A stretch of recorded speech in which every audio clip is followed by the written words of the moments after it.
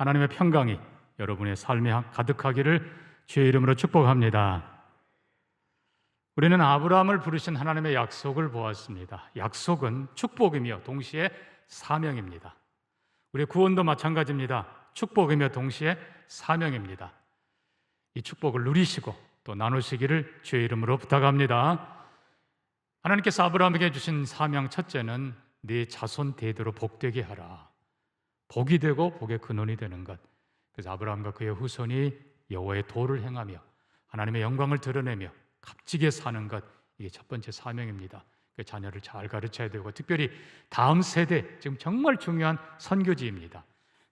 한편으로는 다음 세대가 없으면 끝나는 거예요. 저출산 극복해야 됩니다. 뿐만 아니라 우리 자녀들 믿음으로 잘 가르쳐서 말씀드린 대로 아버지의 재산을 물려받은 에서는 결국 떨어지고 사라져갔지만 아버지의 신앙을 물려받은 야곱은 이스라엘로 존귀케 되고 역사의 승리자로 서 있습니다. 야곱처럼 되기를 주의 이름으로 축복합니다. 다음 세대 잘 가르쳐야 됩니다.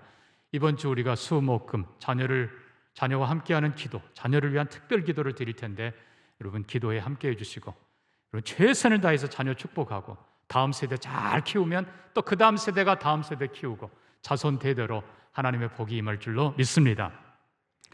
다른 민족을 생각하는 모든 민족, 땅의 모든 민족이 너를 인하여 복을 받을 것이라. 예, 우리가 가서 복음 전해야 됩니다. 그러나 하나님이 보내신 이 땅에 와 있는 여러 민족들, 우리는 최우선적으로 그들에게 사랑을 전해야 됩니다. 아브라함이 나그네를 대접하는 마음으로 우리가 이웃을 사랑하고 섬기고 베풀 때 그들도 하나님의 사랑을 알고 돌아오게 될 것입니다. 또 우리가 소돔성을 향해서 아브라함이 했던 것처럼 그들이 위기에 처했을 때 생명 걸고 가서 도와주고 그래야 담대하게 지극히 높은 여호와의 이름으로 복음을 선포할 수 있는 거고 그들을 위해서 간절히 기도할 때 하나님께서 또 은혜 베풀어 주실 것입니다. 뿐만 아니라 우리는 이 아비멜렉이 아브라함을 찾아와서 모든 일에 여호와가 너와 함께함을 내가 알았다 하는 것처럼 우리를 통해서 우리가 하는 모든 일들을 통해서 우리 주위의 사람들이 하나님을 알게 되기를 바랍니다. 그 말은 나도 당신처럼 복받고 싶습니다 하는 거예요.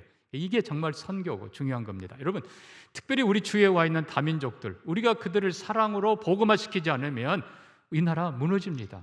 이슬람? 네, 무너져요. 다른 모든 것에 무너집니다. 우리 나라를 살리고 사회를 살리고 그들을 복음화하는 것이 가장 큰 지혜요 축복의 길인 줄로 믿습니다. 자, 이제 우리는 세 번째 방향을 봅니다. 하나는 종으로 다섯 대대로, 하나는 횡으로 이 땅의 모든 민족, 그러나 또 하나는 원으로 우리가 사는 이 세상, 평화의 세상을 만드는 것. 자, 오늘은 제가 좀 다른 각도로 말씀드리겠습니다. 하나님께서는 아브라함을 부르실 때도 내가 이 땅을 너와 네 자손에게 주리라 땅을 약속하십니다. 또 13장에도 롯이 떠난 후에 하나님께서는 아브라함아 동서남북을 바라보라 보이는 이 땅을 내가 너와 네 자손에게 주리라. 아멘. 15장 보면 하나님께서 횃불 언약을 맺으십니다. 그리고 하나님께서 장차 있을 일을 말씀하시고 구체적으로 언약을 말씀하는데 맨 끝부분 보면요, 너와 네 자손에게 유브라데 강에서부터 저 위에 강까지, 그러니까 하나님께서 자세하게 말씀하면서 현재 지금 누구 족속이 사는 그 땅을 너에게 주리라 약속하십니다.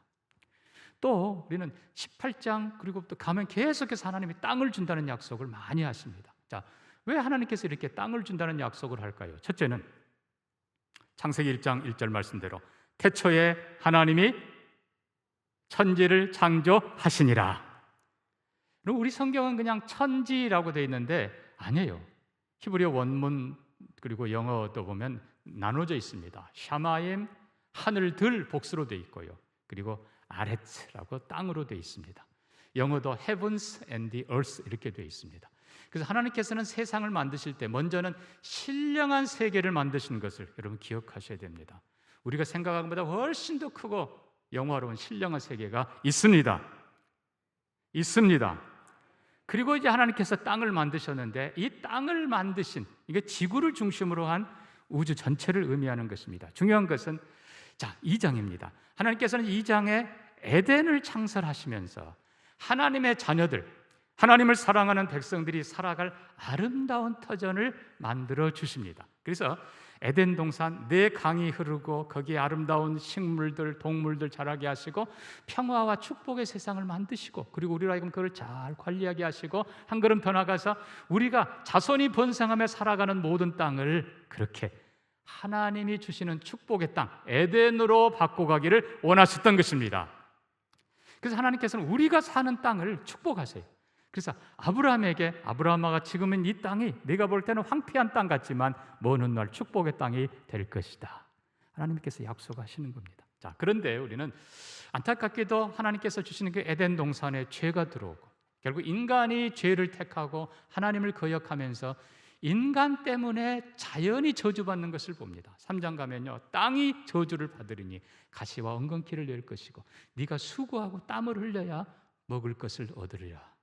땅이 결국 인간 때문에 저주를 받습니다. 그리고 나서 그 같은 3장 15절에 하나님께서는 여자의 후손을 약속하시는 겁니다. 그러니까 결론은 이렇습니다. 훗날, 지금은 너가 죄를 지어서 네가 다스릴 땅이 저주를 받지만은 훗날 메시아, 여자의 후손 예수 그리스도를 보내시고 그분 안에서 너의 영혼만이 아니라 육신과 가정과 그리고 인간만이 아니라 동물과 식물, 모든 세상이 가장 아름답게 회복될 것을 말씀하고 계시는 것입니다. 아멘입니까? 그래서 우리가 역대하 7장 14절을 한번 봐야 됩니다. 역대하 7장 14절입니다. 내 이름으로 일컫는 내 백성이 그들의 악한 길에서 떠나 스스로 낮추고 기도하여 내 얼굴을 찾으면 내가 하늘에서 듣고 그들의 죄를 사하고 그들의 땅을 고칠지라. 우리가 회개하고 하나님께 돌아와 예수 안에서 하나님을 아버지라 부르며 하나님의 나라를 세워가려고 할 때 하나님께서는 인간 세상뿐만 아니라 자연 세상까지도, 땅까지도 회복시켜 주실 것입니다. 그러니까 하나님께서는 지금도 우리가 사는 세상을 행복한 세상, 아름다운 세상으로 바꿔가기를 원하십니다. 그래서 이스라엘 백성들에게 하나님은 아브라함에게 약속하셨고 그 약속을 이제 출애굽한 이스라엘이 여호수아 장군과 함께 가나안을 점령하면서 그 땅을 결국 차지합니다. 그리고 12지파에게 기업으로 나눠줍니다. 그런데 여러분, 시편 16편에 보면요, 내게 주신 기업이 실로 아름답도다, 시편 기자가 노래하는데 정말 그렇게 아름다운가? 아니, 실제로 이 이스라엘 땅, 가나안 땅은요, 광야보다는 조금 낫습니다. 광야는요, 왜 광야인가? 비가 와도 거기는 비가 스며들질 않아요. 다 없어져 버려요. 근데 이스라엘 땅은요, 비가 많이 안 와요. 겨울에만 조금 와요. 그런데 놀랍게도 저 북쪽의 헐몬산, 해발 2200m가 넘는 평균, 그 헐몬산이 눈으로 쫙 사계절 내내 덮여 있다가 바람이 불면 그 이슬이, 그 눈이 날리면서 이스라엘 거의 저녁까지 쫙 옵니다. 그래서 아침 되면은 이슬이 쫙 맺혀 있습니다. 그리고는 그곳에 작은 풀들이 막 돋아납니다. 그래서 양들을 칠 만한 그런 초장이 되는 거예요. 자, 근데 더욱 놀라운 것은요, 실제로 그 땅은 아까 말씀드린 그 헐몬산에 눈이 녹으면서 골짜기를 타고 내려옵니다. 그게 요단강입니다. 사철, 맑고 그리고 깨끗한 시원한 물이 내려옵니다. 근데 사실 다른 데는 또 이렇게 언덕지대라서 그 물을 직접 쓰지는 못하지만 그건 어쨌든 기본적으로는 있어요. 자, 결론으로 말하면 그 땅은, 가나안 땅은 광야보다는 조금 낫지만 다른 나라 지역, 특히 우리나라에 비교하면 어떻게 보면 형편없는 땅이에요. 그럼에도 불구하고 이스라엘 백성들은 하나님이 주신 그 약속의 땅, 그 땅을 사랑하고 그 땅을 가꾸고 그 땅에 돌을 치우고 그 땅에 물줄기를 대면서 다 얼마나 정성 들여 가꾸는지 지금은 에덴 동산처럼 바꾸어 놓은 것입니다. 자, 우리는 이스라엘의 그 아름다운 모습을 구약 시대에 올라가서 이미 아브라함 때 보는 것입니다. 아브라함이 사실 하나님이 주신 약속의 땅이라는 그 신념 때문에 창세기 14장에 연합군 전쟁이 일어났을 때, 여러분 얼마나 두렵겠습니까? 연합군 최소한 10,000명, 많으면 20,000명 되는 그런 강력한 군대입니다. 그 연합군들이 남쪽을 침공해 오고 소돔 고모라 백성들을 끌어가고 모른 채 할 수도 있어요. 그러나 318명 거느리고 추격합니다. 왜요? 한편으로는 조카 롯을 구하는 것이고 한편으로는 뭐 다른 이유도 있겠지만 더 중요한 것은 이 땅, 하나님이 나와 내 자손에게 주신 약속의 땅인데 감히 너희들이 이 땅을 짓밟아? 하나님의 이름으로 쳐들어가는 겁니다. 하나님의 이름으로 공격하고 하나님의 이름으로 추격하는 거예요. 이게 결국은 뺏어오면서 그때 당시는 전쟁의 승리자가 그 땅의 주인이 되는 것입니다. 그러니까 실제로 하나님은 아브라함에게 땅을 주겠다고 약속하고 창세기 13장, 4장 계속해서 보면 아브라함이 그 땅의 주인이 되어가는 과정을 기록하고 있는 것입니다. 그 마지막에 우리가 21장에 보았던 것처럼 아비멜렉, 그 땅의 주인은 아비멜렉과 함께 평화 조약을 맺으면서 동등한 입장에 딱 서는 것을 우리가 보는 것입니다. 자, 그래서 그 땅, 그냥 아브라함은 나그네입니다라고 몸 도사리고 있지 않고 오히려 하나님이 주신 약속의 땅이라는 확신을 가지고 그가 그 땅에서 뭔가를 해가기 시작합니다. 아까 말씀드린 대로 14장에서는 전쟁을 했고요. 자, 이제 21장에 우리가 읽은 본문에 오면 아주 중요한 두 가지를 하는 것을 봅니다. 그 첫째가, 자, 30절 봅니다. 아브라함이 이르되 너는 내 손에서 이 암양 새끼 7을 받아 내가 이 우물 판 증거를 삼으라. 자, 아브라함이 그 땅에서 한 첫 번째 가장 중요한 일은 우물을 파는 일입니다. 자, 그 땅이 어디입니까? 브엘세바입니다. 이름 자체가 브엘세바가 맹세의 우물이란 뜻입니다. 실은 아비멜렉과 평화의 조약을 맺은 것도 우물에 대한 맹세입니다. 자, 그럼 그 우물이 뭔가? 30절에 분명히 내가 판 우물. 누가 팠다고요? 아브라함이 판 우물입니다. 앞에 25절 가볼까요? 25절 가면 아비멜렉의 종들이 아브라함의 우물을 빼앗은 일에 관하여. 여러분, 땅에 대해서보다도 우물에 대해서 그때는 더 논쟁이 컸습니다. 왜냐하면 특별히 이 브엘세바 지역은요, 이스라엘 최남단입니다. 이스라엘을 표현할 때 북쪽 단에서 남쪽 브엘세바까지 그렇게 부릅니다. 남쪽 브엘세바는 말 그대로 유다 광야, 황무지입니다. 그곳에 아브라함이 정착을 하면서 우물을 판 것입니다. 여러분, 우물을 파고 물이 나오면 사람이 삽니다. 가축이 살아납니다. 그리고 그곳에 마을이 형성이 됩니다. 브엘세바라는 성읍이 시작된 것입니다. 그런데 우물이 마르면 죽음밖에 없어요. 다시 황무한 땅, 죽음의 땅으로 돌아갑니다. 다 흩어지고 다 죽고 맙니다. 우물이 그만큼 중요한 것입니다. 자, 아브라함이 우물을 팠는데 오늘 본문에는 아브라함이 팠고 아비멜렉의 종들이 빼앗았다라고 되어 있지만 26장 가면요, 복수로 되어 있습니다. 이삭이 그의 아버지가 판 우물들을 블레셋 사람들이 막았으므로 그 우물들을 다시 팠다. 최소한 2개 이상을 판 겁니다. 자, 아브라함이 그 땅에서 했던 첫 번째 일, 우물을 파는 일입니다. 여러분, 중동 지역에, 그것도 사막의 더 밑에입니다. 아까 말씀드린 대로 남쪽 유다의 광야예요. 그곳에 우물을 파는 일, 한편으로는 굉장히 어려운 일입니다. 이게 쉬운 일이 아니에요. 어떤 우물은요, 자그마치 100m, 120m 내려가는 것도 있습니다. 깊이 파야 돼요. 근데 문제는 그렇게 판다 해도 물이 나오는 보장이 없어요. 그러면 이제 바보가 되는 거예요. 놀림감이 되는 거예요. 그러니까 고생하고 놀림감 되느니 에이, 파지 말자. 그리고 봐가지고 누군가 우물 파면 빼앗는 것. 이게 지금 블레셋 사람들, 아비멜렉 사람들이 했던 일이에요. 그러나 여러분, 우리가 기억해야 될 것은 우리는 이 땅에서 블레셋 사람들이 우물을 빼앗고 혹은 우물을 메우는 것처럼 파괴자가 되지 않기를 바랍니다. 이 땅을 살리는 사람들이 돼야 돼요. 그것이 우물을 파는 일입니다. 실제로 우물은 이 브엘세바에 지금 아브라함이 2개를 판 건 확실합니다. 아마 그 이상일 수도 있지만 우물들 최소한 2입니다. 그 다음에 26장 가면 이삭이 또 우물을 팝니다. 신나, 베셀, 그 다음에 또 보면 르호봇, 그리고 또 브엘세바에 또 하나 팝니다. 그러니까 성경 기록에 의하면 학자들의 표현으로 브엘세바 지역에 아브라함과 이삭이 판 우물이 7개였다 그럽니다. 근데 놀랍게도 그 7개 우물, 벌써 지금 아브라함이 BC 1800년 시대 사람입니다. 그러니까 그 오래오래 전에 팠던 그 우물 7개가 지금도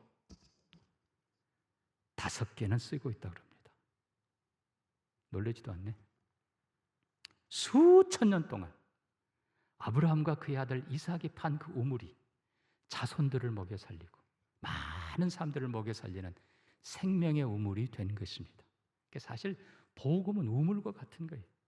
마르지 않는 우물, 마르지 않는 샘, 그리고 깨끗한 물. 우리의 복음이 그렇게 되기를 바라고 우리의 수고가 사람을 살리는 일이 되기를 주의 이름으로 축복합니다. 자, 이 우물은 실상은 아브라함이 파기 전에 하나님의 기적이 등장합니다. 21장 바로 앞에 19절 가볼까요? 하나님이 하갈의 눈을 밝히셨으므로 샘물을 보고 가서 가죽 부대에 물을 채우다가 그 아이에게 마시게 하였더라. 무슨 사건이에요? 이스마엘. 이삭이 태어나자 이스마엘은 이제 내보내게 됩니다. 그의 어머니 하갈이 가져온 물 양식 다 떨어지고 광야에 헤매다가 이제는 목말라 죽을 지경이 되어서 하나님 앞에 통곡합니다. 아이가 하나님 앞에 울어댑니다. 그때에 하나님께서 그 아이의 소리를 들으시고 그곳, 자 19절 보니까 그냥 성경은 하갈의 눈을 여셨다 이렇게 되어 있는데 아니에요. 하나님이 그곳에 샘물을 터뜨리셨습니다. 그리고 그 샘물을 하갈이 보고 가죽 부대에 채워서 아이에게 마시고 그 아이를 살게 합니다. 성경은 20절에 하나님이 그 아이와 함께 하심에 하나님의 은혜입니다. 그가 장성하여 광야에 거주하며 활 쏘는 자가 되었더니 그 우물 터뜨려진 일시적인 게 아니에요. 하나님이 터뜨려 주신 그 우물물 그것이 이스마엘의 터전이 되고 이스마엘이 거기서 장성했다는 그런 뜻입니다. 자, 결국 우물이란 샘이란 중동 지방에서 하나님의 은혜의 상징입니다. 생명의 상징입니다. 그래서 이런 성경 보면 우물물아 솟아나라라는 찬양을 하는 걸 봅니다. 우물, 하나님의 은혜. 자, 그래서 결국은 아브라함과 이삭이 파는 곳마다 물이 나왔더라. 그들의 수고에 하나님이 결코 헛되지 않게 하시고 샘물, 은혜의 물을 주셨다는 사실입니다. 실은 그걸 보고 아비멜렉이 하나님이 너와 함께 하시도다. 우리는 파도 안 나오는데, 우리는 팔 생각도 못 하는데 그 땅 주인의식을 가지고 나와 내 자손이 대대로 이 물을 마시며 이 땅에서 살아가리라 뿐만 아니라 이 땅을 찾아오는 많은 사람들에게 생명수를 주리라. 그게 아브라함과 이삭이 우물을 파던 그 마음입니다. 사랑하는 성도 여러분, 우리가 거하는 이 땅에 물론 꼭 우리가 우물은 아니지만 사람들을 살리는 일을 하는 저와 여러분 되기를 축복합니다. 축복합니다. 특별히 우리가 오늘 생각해야 될 건 이 땅을 비옥하게 하는 물, 마찬가지예요. 물이 사라지면 땅이 이제 죽어간다고 그랬어요. 여러분, 지금 이 지구에 물이 점점 메말라 갑니다. 어릴 적에 제가 있던 그 시골 그 개울가도 보면 물이 철철 넘쳤는데 지금은 다 말라버리고 없어요. 가끔 TV에서 보면은 아프리카 아이들이 조그만 플라스틱 통 하나 들고 2시간 걸어서 겨우 물을 담는데 보면 그 물이 흙탕물이에요. 그거라도 마셔야, 병들 걸 알면서도 그거라도 마셔야 당장 살아가니까. 물은 인체의 70% 이상이라고 그러는데 우리의 생명과 같은 것입니다. 지구도 마찬가지예요. 물이 마르고 물이 사라지면 지구는 죽어가는 거예요. 사랑하는 성도 여러분, 물을 깨끗하게, 물론 절약해서 써야 되지만 깨끗하게 사용하고 자연을 지키는 데 앞장서는 우리가 되기를 바랍니다. 정말 이 물이 소중한지, 얼마나 소중한지 모릅니다. 물 깨끗하게. 자, 두 번째로 아브라함이 그 땅을 위해서 한 두 번째 일이 있습니다. 그게 바로 자 33절 보니까 아브라함은 부엘세바에 에셀나무를 심고 거기서 영원하신 여호와의 이름을 불렀으며 나무를 심습니다. 물론 기념식수입니다만 우리가 특별한 나무를 심는 데 의미를 좀 둬야 됩니다. 먼저는 우물을 파서 그 땅을 살리는 아브라함, 그리고 두 번째는 그 땅을 풍성한 나라로 만들기 위해서 나무를 심는 아브라함의 모습. 에셀나무, 여러분 무슨 나무인지 잘 모르죠? 한번 영상 볼까요? 네, 멋있지요? 여러분 이 나무가 이렇게 튼튼하게 자랄 수 있는, 사막이니까 얼만큼 조금씩 자라겠습니까? 수백 년, 천년을 자란다고 그래요. 그런데 비결이 있습니다. 이 에셀나무 뿌리가 30m 이상 간답니다. 놀라지도 않네. 하여튼. 뿌리가 30m를 이상 가는데요, 신기하게도 이 뿌리들이 물 있는 쪽을 찾아서 간다는 거예요. 그래서 기어이 뿌리를 30m까지 내려서 물 있는 데를 찾아서 거기에서 물을 빨아들여서 이 나무가 이렇게 버티고 있는데, 이 에셀나무는 그래서 이 중동 지방에서는 크고 아름답고 아주 그냥 이 사시사철, 당연히 상록수인데 한 걸음 더 나가서 그냥 장수를 넘어서 영생의 나무라고까지 불리운다는 것입니다. 이 에셀나무. 자, 물론 아브라함은 이 나무를 심으면서 영생하시는 하나님 여호와의 이름을 불렀더라. 나무가 그 뜻이기도 하지만 하나님의 은혜가 영원토록 이어지기를 바라면서 이 나무를 심은 것입니다. 또 아비멜렉과의 약속이 오래오래 지속되어서 그 땅에 평화가 계속되기를 바라면서 이 나무를 심었습니다. 한 걸음 더 나아가서 언젠가 자신은 떠나겠지만 사랑하는 자녀 손들이 할아버지가 심었던 그 에셀나무를 보면서 하나님의 은혜를 기억하고 하나님의 약속을 기억하고 자손 대대로 믿음으로 살고 하나님의 은혜와 복을 누리며 살기를 바라는 마음으로 심은 것입니다. 사랑하는 성도 여러분, 이 땅에 나무를 심는 하나님 보시기에 아름다운 일을, 그리고 평화의 동산 에덴 동산으로 만드는 일에 앞장서는 여러분 되기를 축복합니다. 이 자연이 지금 얼마나 심각한지 모릅니다. 여러분, 이 숲이 중요한 것, 여러분 너무 잘 알지 않습니까? 이 숲은 우리에게 공기를 정화해 줄 뿐만 아니라 적절한 수분 유지해서 이 땅을 참 행복하게 하고 치유 말할 것도 없고요. 거기다가 실제적으로 보면은 숲이 있어서 홍수 피해 예방하고요, 토사 방지 예방하고, 거기에 또 온도도 기온도 적절하게 한답니다. 숲에 가면 일반 다른 데보다 기온이 훨씬 더 낮답니다. 어떤 심한 경우는 4도 이상도 가고, 이 땅에 지금 1도만 올라가도 2도 올라가면 지금 북극 빙하 녹아내려서 난리가 나지 않습니까? 숲이 이걸 다 지켜주고, 거기에 살아가는 이 동물들, 이거 뭘로 그냥 돈으로 계산할 수 없을 정도로 엄청난 축복의 터전입니다. 자연의 숲 우리가 지켜가야 됩니다. 나무를 심고 지켜가야 돼요. 근데 안타깝게도 통계에 의하면 지난 15년 동안에 1분에 1시간 단위 1분에 축구장 3,000개씩이 사라졌답니다. 또 놀라지도 않잖아요. 그냥 우리 동네에 조금 없어진 게 이 정도가 아니고 나무를 베서 없애고 불태워서 화재로 없어지고 홍수로 없어지고, 여러분 그냥 중국이고 하여튼 곳곳에 지금 지금도 아르헨티나가 남미 어디에 지금 아주 불이 안 꺼지고 있는데, 여러분 생각해 보십시오. 1분에 축구장 3,000개가 없어지면 1시간이면 어떻게 되겠어요? 하루면 어떻게 되겠어요? 한 달이면 어떻게 되겠어요? 지구가 그냥 엄청나게 지금 숲이 없어지는 거예요. 근데 더 놀라운 것은 해양 숲이랍니다. 바다의 숲, 해양 식물과 산호초가 실제로 지구가 내뿜은 이산화탄소의 70% 이상을 그것들이 가져간대요. 품는데요. 그러니까 이 산에 있는 나무도, 들에 육지에 있는 나무도 중요하지만 해양 식물이 훨씬 더 지금 중요하다는 것입니다. 근데 심각한 것은 오늘날 이 중국 포함해서 그냥 이 나라들이 아예 그냥 저인망 조업을 하면서 그냥 바닥을 싹쓸이 해버려요.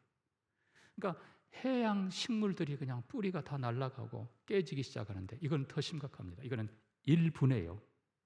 1분에 4,316개 축구장 크기가 1분에 해양 식물들이 사라져 간대요.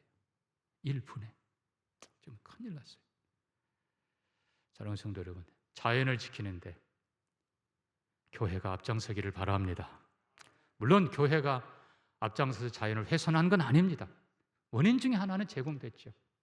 우리 인간의 욕심 우리가 내려놓고 우리가 사는 세상, 특별히 우리가 살아가는 자연, 하나님이 원하시는 에덴 동산, 평화의 동산, 그래야 그곳에서 우리가 하나님을 마음껏 찬양하고 에덴 동산, 평화의 나라, 그곳에서 우리 자손 대대로 행복하게 하나님 섬기고, 우리가 에덴 동산 이루어 하나님 섬기는 그 모습을 보고 예수 믿는 나라, 저렇게 하나님 사랑하고 자연 사랑하고 예수 믿는 나라, 그 행복한 모습을 보면서 다른 나라들이 하나님이 너와 함께 하시도다 말하고 배우지 않겠습니까? 여러분, 이게 너무나 심각하기 때문에 우리는 꼭 지켜가야 됩니다. 그래서 이 시대에 우리 한국교회가 앞장서 해야 될 아주 중요한 4가지 사명 다시 꼭 기억하시기 바랍니다. 첫째는 저출산 극복입니다. 자녀 없으면 다음 세대 자체가 없습니다. 둘째는 남북 통일하되 반드시 복음 통일하도록 기도해 주시기를 바랍니다. 교회가 안 하면 누가 하겠어요? 복음 통일. 세 번째는 우리 주위에 와 있는 다민족.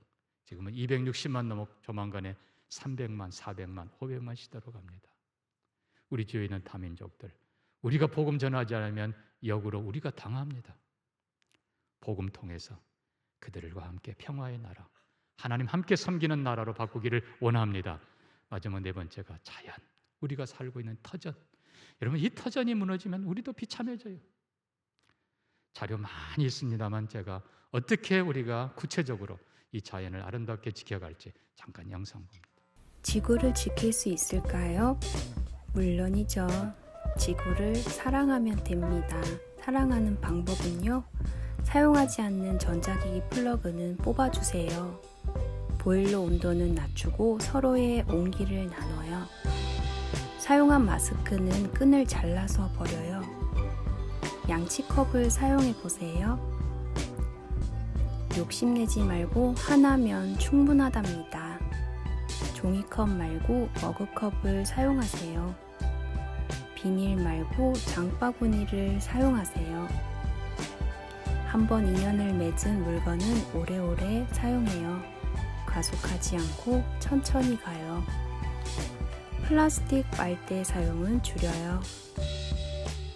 텀블러를 사용해요. 스테인리스 전용 빨대는 센스 만점이죠.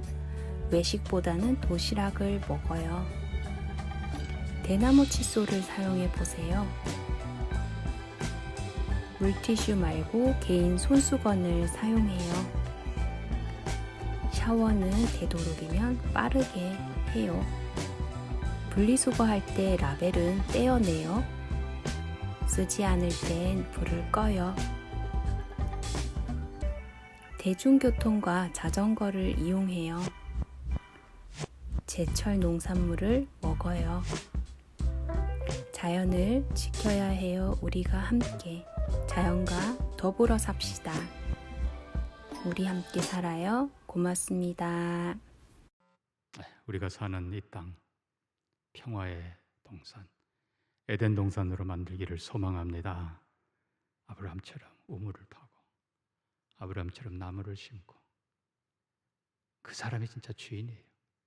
행복한 사람들, 행복한 자손들. 우리 아버지가 팠어, 우리 할아버지가 심었어.